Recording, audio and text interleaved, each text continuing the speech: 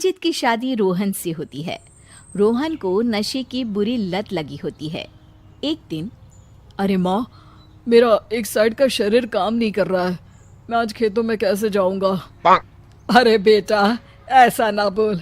तेरे पापा के जाने के बाद से तू ही घर चलाने का सहारा है। मैं डॉक्टर को बुला लाती हूँ।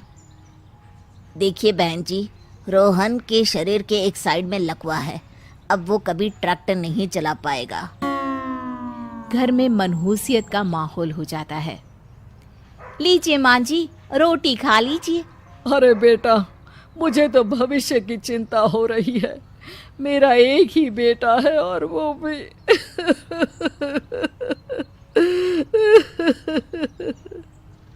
माँ जी, आप चिंता न करें। जब तक ये बीमार है मैं खेत जाकर काम कर लिया करूँगी। वैसे भी नशे के कारण इनका शरीर काफ़ी कमज़ोर हो गया है।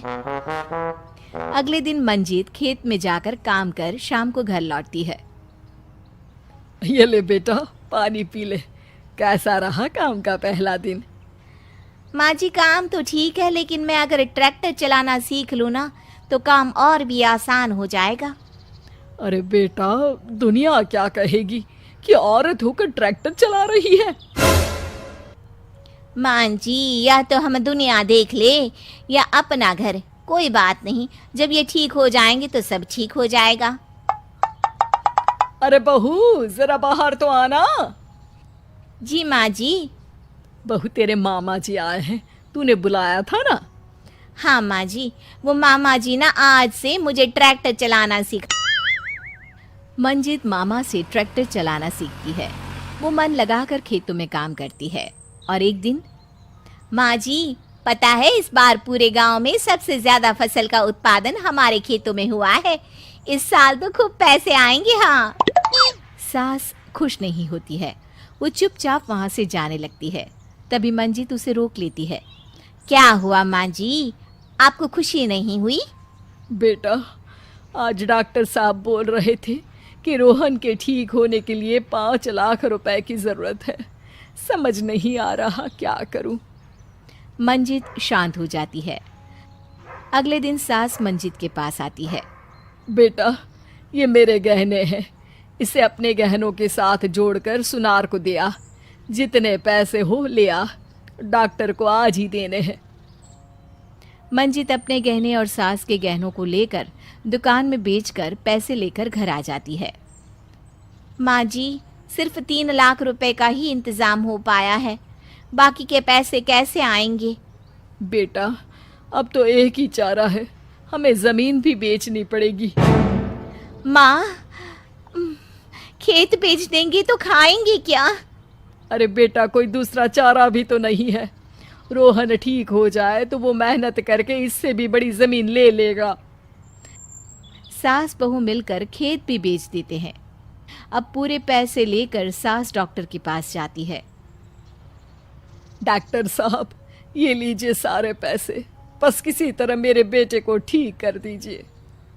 आपका बेटा ठीक तो हो जाएगा, लेकिन 6 महीने का समय लगेगा।